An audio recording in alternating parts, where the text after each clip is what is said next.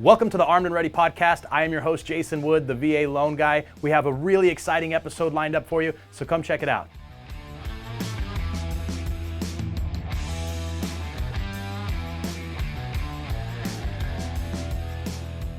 Hey, welcome to another episode of the Armed and Ready podcast. I'm your host, Jason Wood, the VA loan guy, and today we're bringing you another Navy veteran, Bob Chaplin, who's going to share with us his story and experiences in the Navy. Currently retired, living out in Kentucky on the lake.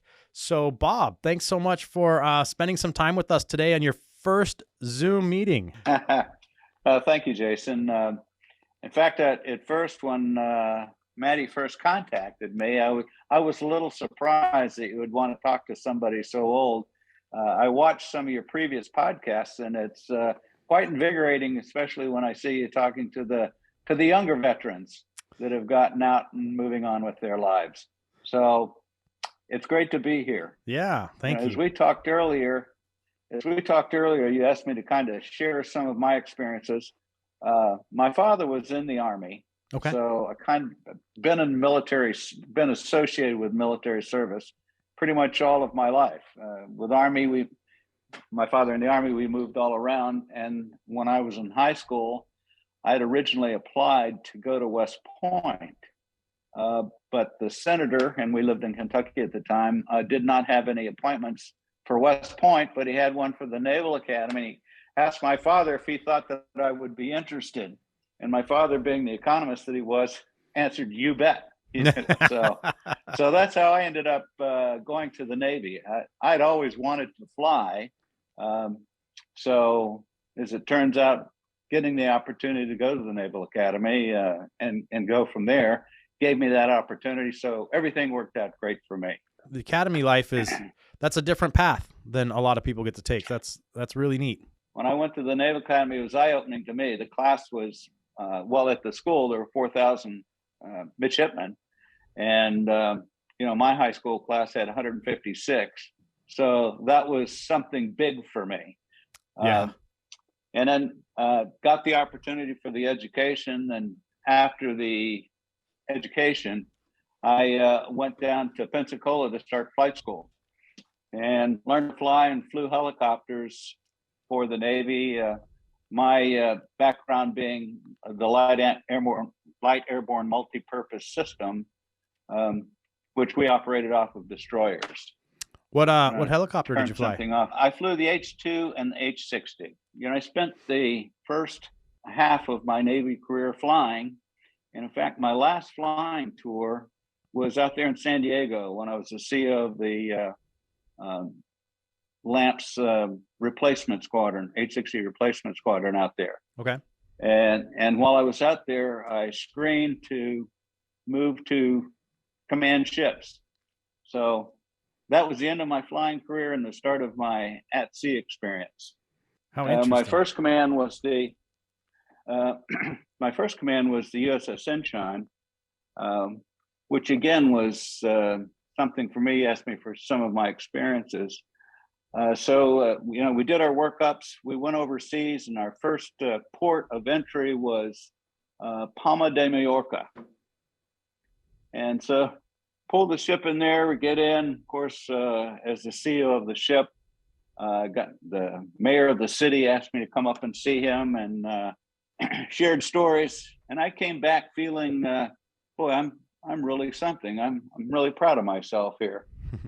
And as I came back to the ship, I saw all the young sailors that were hanging over the sides of the ship, painting out the rust spots, saw the ones up on the deck, cleaning the ship up. And then knew things were going on in the engine rooms. And that's when it really hit me, I'm kind of really nothing. It's these guys that keep everything going. It's these guys that keeps the readiness of the ships. And it's these guys that are giving me the opportunity to look good. And so from that day forward, it was, if there was anybody important on the ships, it's the sailors that do their jobs and run them every day. It's great that you were able to glean that perspective, I'm sure it paid dividends for you down the road. I hope so. And then we moved from there, got command of another ship, which USS Wasp. But the Enchance is an amphibious assault ship, which our main armament are Marines and the aircraft that support the Marine Corps landings. And so the next ship ahead was the Wasp, which is about twice as big as the Enchance.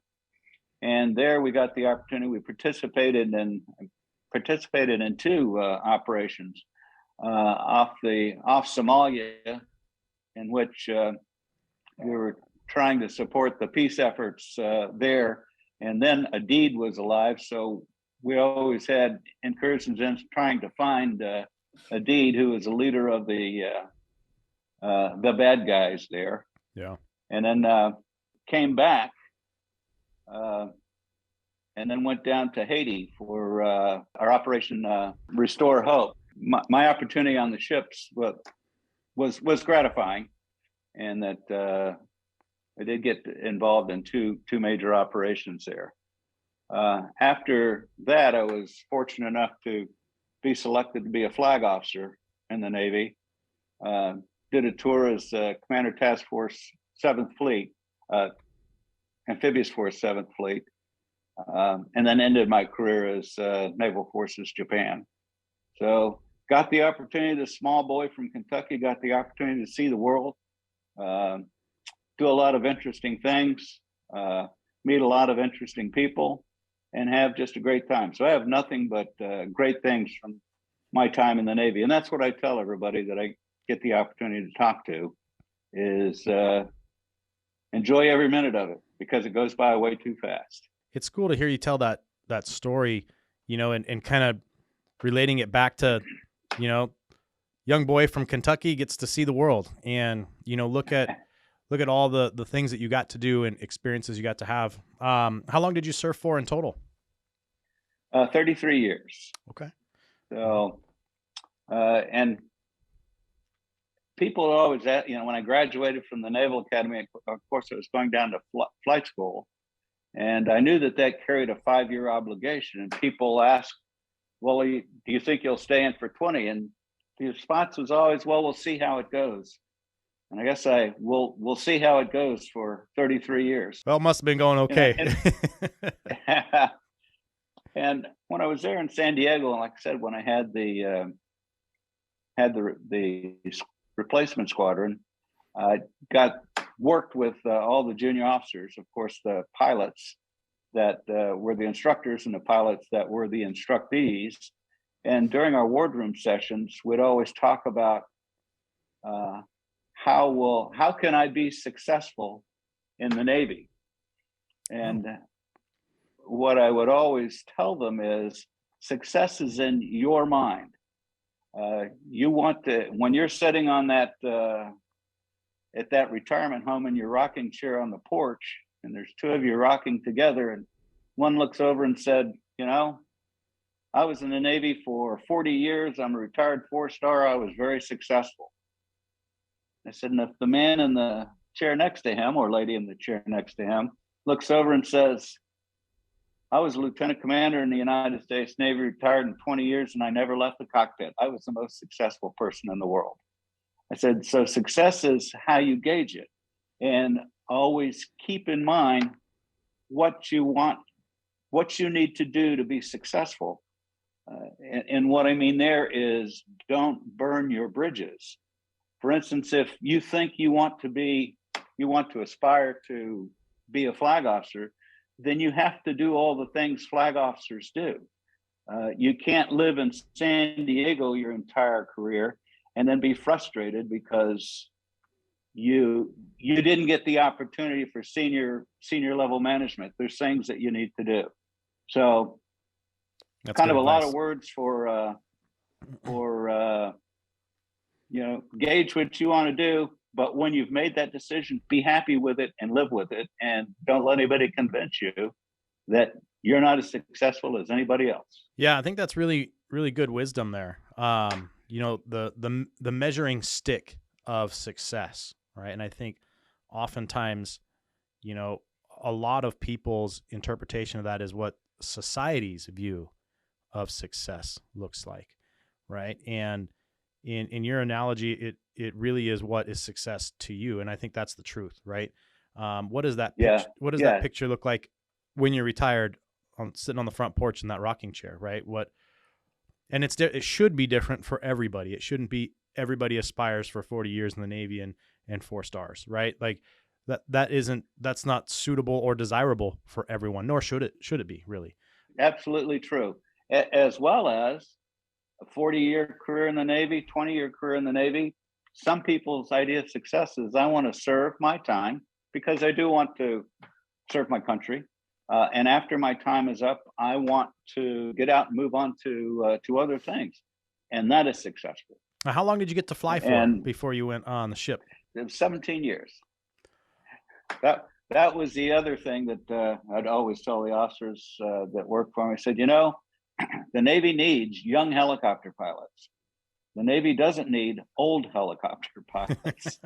They need the guys that are at the top of their game that can land the aircraft aboard the ships, not run into things. And so, flying is a young man's job. Flying tactical aircraft are a young man's job. I don't want to get myself in trouble with airline pilots, but flying aircraft is a young man's job. I guess I'm showing my age now. Is a young person's job because now we have as many good female pilots as we do male pilots Very true. In the aviation community. So, yeah, no, you're right there. What would you say, from your flying days, what was one of the scariest experiences you had while flying? A couple of them.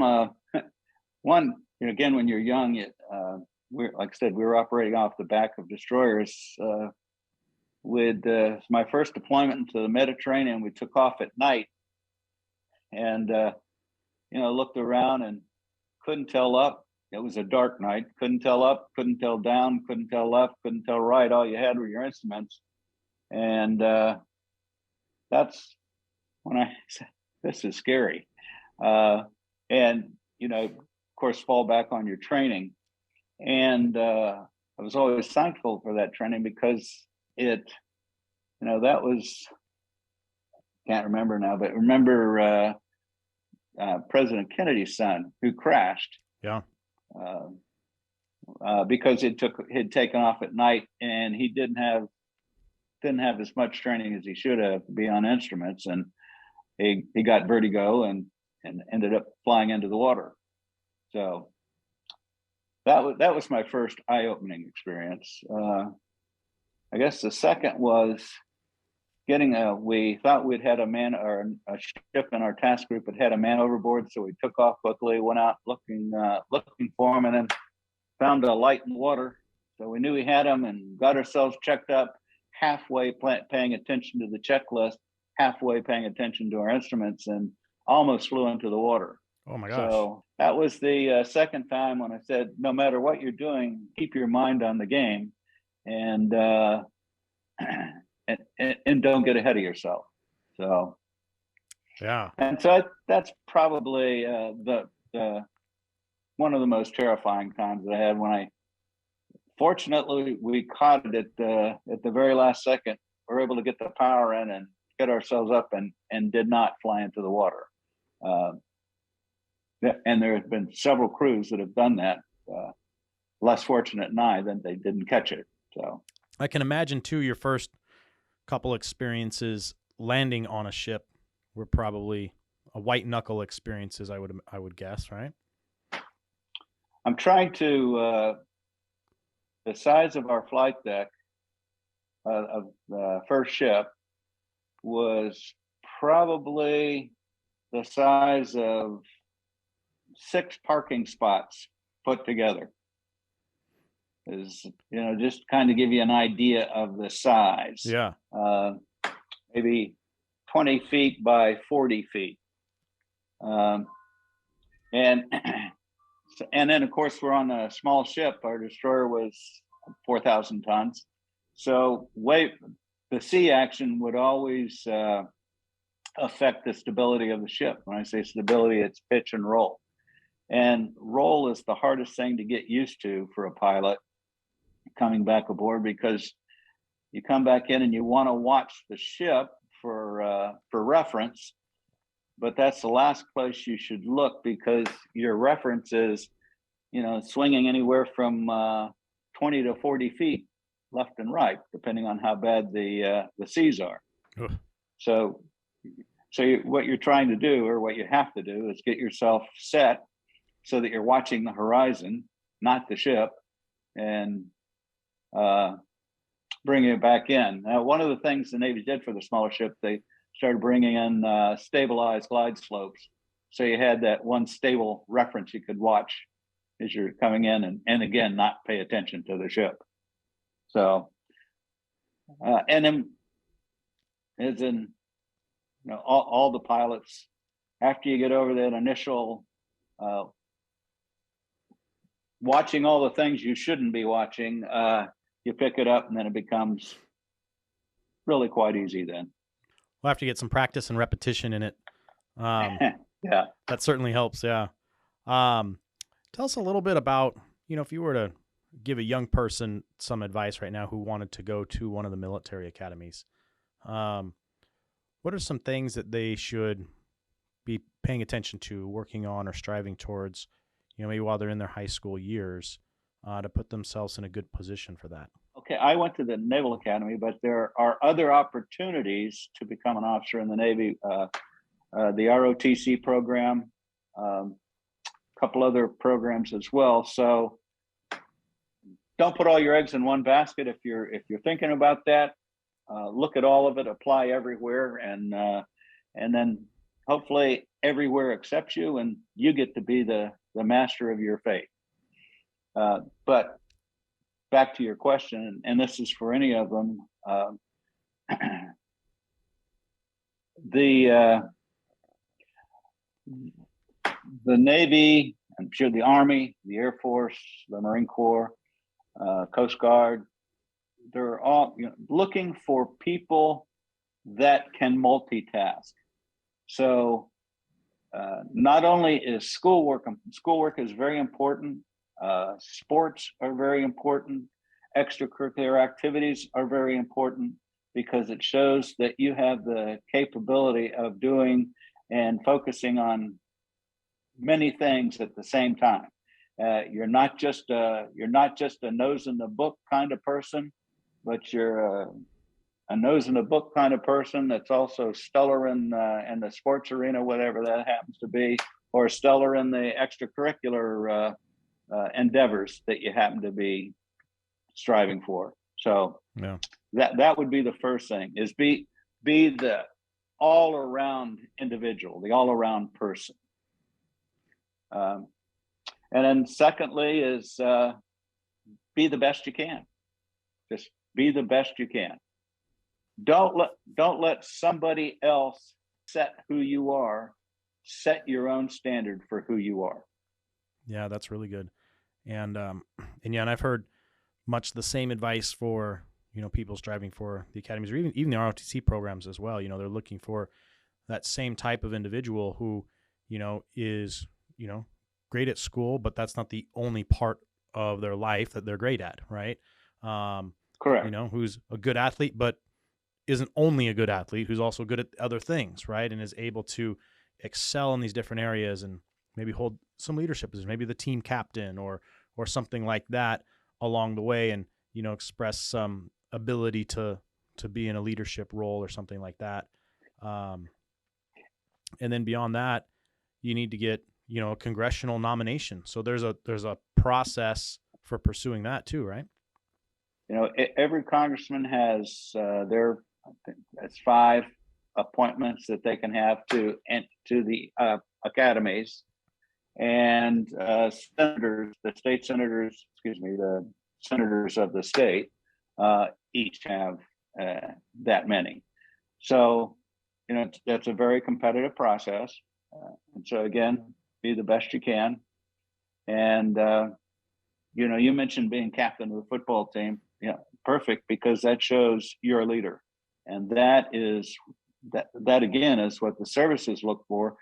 But more importantly, that's what they're going to train you to be. And that's why I feel that time in the service is so helpful to people because it does teach them that you're not just an individual contributor, but you have to get many individuals to be contributors to a single purpose. And that's really what industry is looking to get out of those of us that have served coming into their organization, is that you have been trained to get individual contributors to contribute to a common cause. Right. And I'm sure you see that in what you do, and that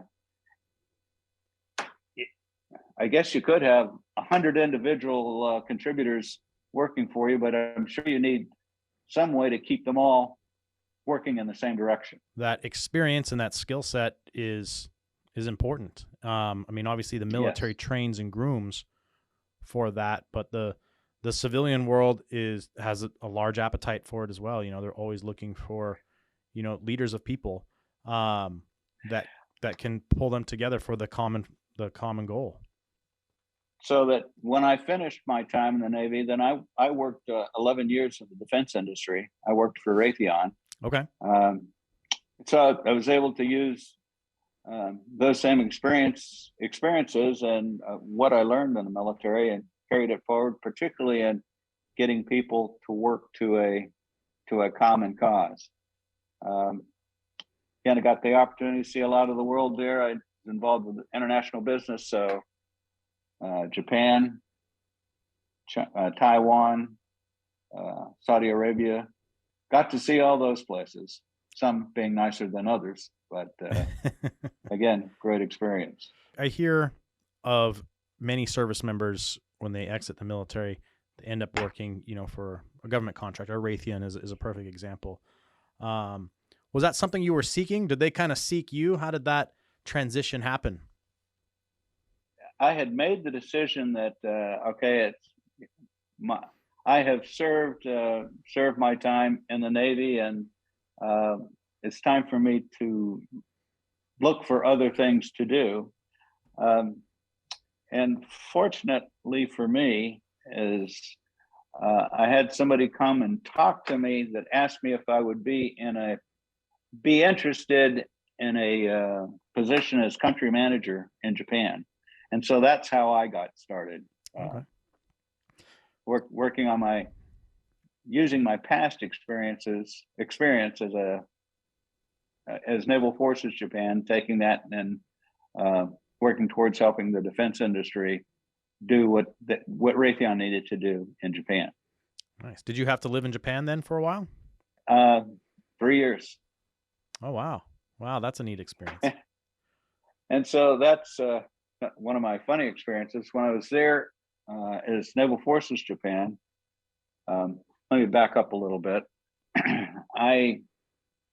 When I was now in industry, I needed to learn how to speak Japanese, speak and listen to Japanese.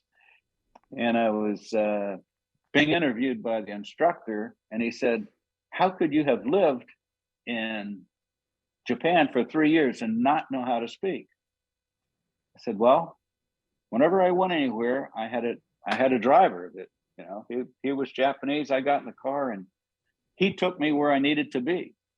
And whenever I went to anything, I had interpreters on either shoulder. So I never had the opportunity or the requirement to speak the language." Right. And so he says, "Okay, fair enough."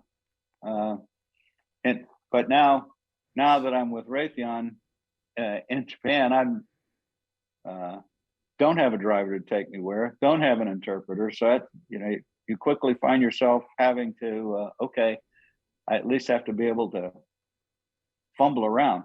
Right. As I'm walking through the city of Tokyo. And did it take you long to start picking up the language? Well, to say that I picked up the language would be a real stretch.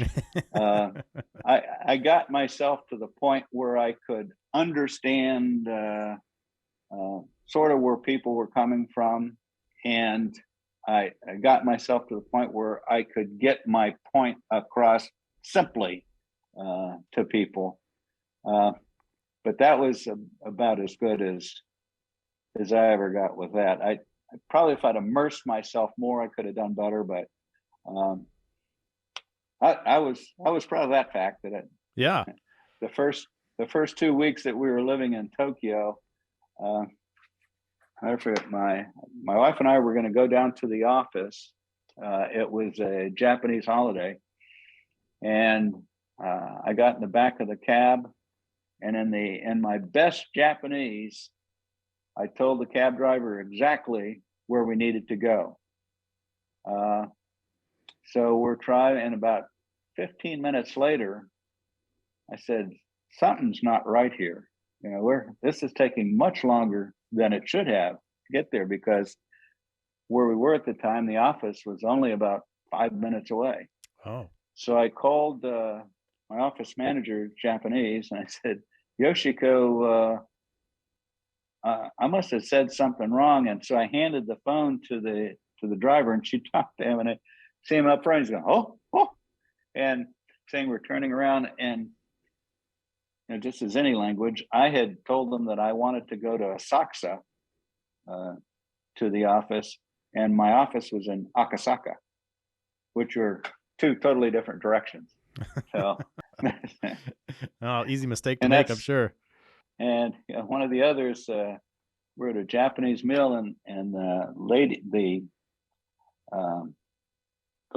of the house, the waka okame, was serving, and so I was again in my best Japanese. Wanted to tell her that she had a very nice place, but the way that I addressed her in a certain way, and all the Japanese around me started laughing. And I said, why? What did I do wrong? I called her the woman of the house, and they said, no, you said she's the lady with a crooked face. So, yeah, always be careful. Oh, that's funny. Well, sir, thank you so much for sharing your experiences and your story with us. I hope it was helpful to our listeners, or entertaining at least. I really enjoyed. I don't want to interrupt you, but I have another couple things that I would like to bring up while we're talking here. Yeah. And one, it's you were successful transitioning out of the military. I was successful transitioning out of the military. Keep an eye out for your shipmates, your friends, your buddies that are maybe struggling with that transition. And when I say struggling, we're losing 22 veterans a day to suicides. And a lot of times it's just taking the time to say, hey man, how you doing? Want to talk? That some just struggle at transition, and we just want to make sure that we help those too.